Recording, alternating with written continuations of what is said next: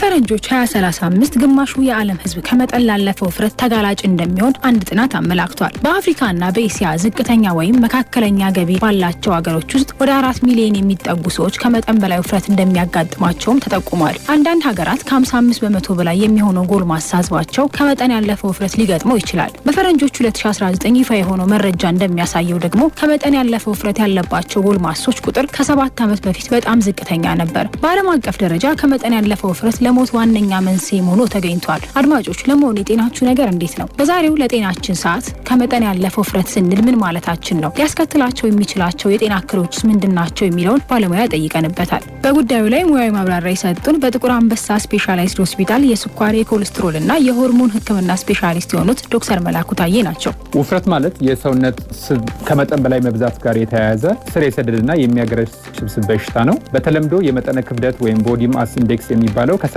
በላይ ሲሆን ከመጠን በላይ ውፍረት አለ ይባላል። መጠነ ክብደት የሚሰላው ክብደትን በቁመት በሜትር ካሬ በማካፈል ሲሆን ይህም ኖርማሊ ከ25 በታች መሆን አለበት። ከ25 እስከ 30 ሲሆን ክብደት ከፍ ያለ ነው ይባላል። ከ30 በላይ ከሆነ ደግሞ አሳሳቢ ውፍረት ይባላል ማለት ነው። ነገር ግን አንዳንድ ሰዎች መጠነ ክብደታቸው በመደበኛ ክልል ውስጥ ሆኖ የተደበቀ ውፍረት ሊኖርባቸው ይችላል።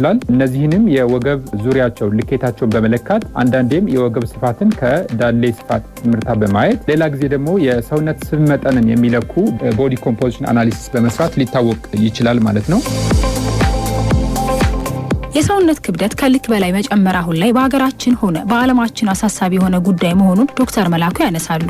በዓለም አቀፍ ደረጃ እየተስፋፉ የሚገኙትን የስኳር ህመምና ሌሎች ተላላፊ ያልሆኑ በሽታዎች በፍጥነት መጨመር ዋነኛ ተቀዳሚ ምክንያት ከመጠን ያለፈ ውፍረት ነው። እንደ ወረርሽኝ ስርጭታቸው እየጨመረ የመጡት ተላላፊ ያልሆኑ በሽታዎች ሁሉ ከጀርባ ያለው ግንባር ቀደም ድብቅ ምክንያት ውፍረት ነው ቢባል ማጋነን አይሆንም። ውፍረት የበሽታዎች ሁሉ እናት ነው ብለው የሚኮኑትም አሉ። ይህ እውነታ አለው። ከመጠን ያለፈ ውፍረት በአጠቃላይ በዓለም አቀፍ ደረጃ ከ1 ቢሊዮን በላይ ሰዎችን ይጎዳል። በሰሜን አሜሪካ ያሉ ጥናቶችን ብናይ ውፍረት ከሲሶ በላይ የሚሆኑ የማህበረሰብ ክፍሎችን ያጠቃል። የበለጠ የሚያሳስበው ደግሞ በሚቀጥሉት 10 ዓመታት ውስጥ ይህ ቁጥር ወደ 2 ቢሊዮን የሚጠጉ ሰዎችን ሊጎዳ እንደሚችል ይገመታል። ውፍረትን የሀብታም ሀገሮች ብቻ አድርጎ መቁጠርም የተለመደ ነው። ነገር ግን ውፍረት ሀገራችን ኢትዮጵያን ጨምሮ የመካከለኛና ዝቅተኛ ገቢ ባላቸው ሀገሮችም ጭምር ወረርሽኝ በሚባል መልኩ በከፍተኛ ፍጥነት እያሻቀበ ይገኛል። በኢትዮጵያ ያለው ውፍረት ህመም ደረጃ ከፍተኛ ገቢ ካላቸው ሀገሮች ጋር ሲነጻጸር ያነሰ ቢሆንም በከፍተኛ ፍጥነት እየጨመረ ነው። የሀገር አቀፍ የሆኑ የዳሰሳ ጥናቶች የሚያሳዩት ይህን ነው። በየተቋማቱም የሚሰሩ ውፍረት ላይ የሚሰሩ የዳሰሳ ጥናቶችም እስከ 20% የሚደርሱ ታካሚዎች በውፍረት ህመም እንደሚጠቁ ያሳያሉ።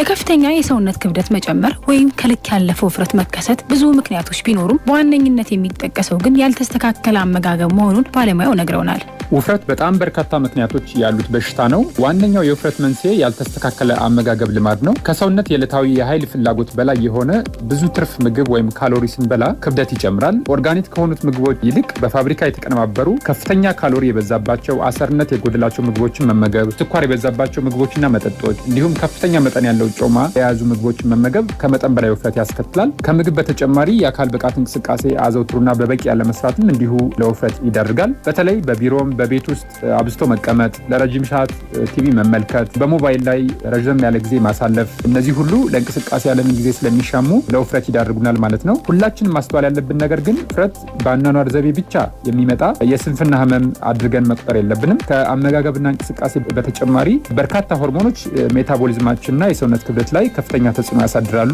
እነዚህ ሆርሞኖች በተለያዩ የሜታቦሊክ ሂደቶች ላይ የቁጥጥር ስራ ይሰራሉ። ለምሳሌ ለማየት የምግብ ፍላጎት፣ የረሃብ ስሜታችንን፣ የሰውነታችን ስብ ክምችት መጠን እንዲሁም የደም ስኳር መጠንን የሚዘውሩት ሆርሞኖች አሉ ማለት ነው። የግድ የምንበላውና የምንንቀሳቀሰው ብቻ አይደለም ክብደታችን የሚወስነው ለማለት ነው። ከዛም ባለፈ በዘረመል ምክንያት ክብደት ወይም ውፍረት ሊመጣ ይችላል ማለት ነው። ከልክ ያለፈ ውፍረትን ተከትለው ሊመጡ የሚችሉ የተለያዩ የጤና ችግሮች መኖራቸውንም ዶክተር መላኩ ያነሳሉ። ውፍረት ጤናን በብዙ መልኩ ይጎዳል። በአጠቃላይ ጤናን በቀጥተኛና ቀጥተኛ ያልሆነ ተጽዕኖ የሚያስከትል ሲሆን ከበርካታ ከባድ የጤና ችግሮች ጋር የተቆራኘ ነው። ብዙ ተላላፊ ያልሆኑ በሽታዎችና ካንሰር ህመም የመጋለጥ እድልን የሚጨምር መታወክ ሊያስከትል ይችላል። ውፍረት በተለይም ስር የሰደዱ የካርዲዮቫስኩላር በሽታዎች ማለትም የልብና የደም ቧንቧ በሽታዎች ተጋላጭነትን ይጨምራል። የስኳር ህመምና የደም ግፊት መብዛት ያመጣል። የኮሌስትሮልም መጠን ከፍ የሚያደርገው ውፍረት ነው። ከዛ ባስ ሲልም የኩላሊት መድከም ሊያስከትል ይችላል። ይችላል። ጉበት ላይም ከመጠን በላይ ስብ መብዛትና መከማቸት በተለምዶ ፋቲ ሊቨር የሚባለው ስለሚያስከትል በጊዜ ሂደት ስር የሰደደ የጉበት መጎዳትና መድከም ወይም ሲሮሲስ ያስከትላል። የህመም ጠጠርም የመያዝ ዕድልን ይጨምራል። በተጨማሪም በርካታ ገዳይ የካንሰር ህመሞች ያስከትላል። ላብነትም የጡት ካንሰር፣ የአንጀት ካንሰር፣ የጉበት ካንሰርና ሌሎችም የካንሰር አይነቶች በውፍረት ምክንያት የሚመጡ ሊሆኑ ይችላሉ።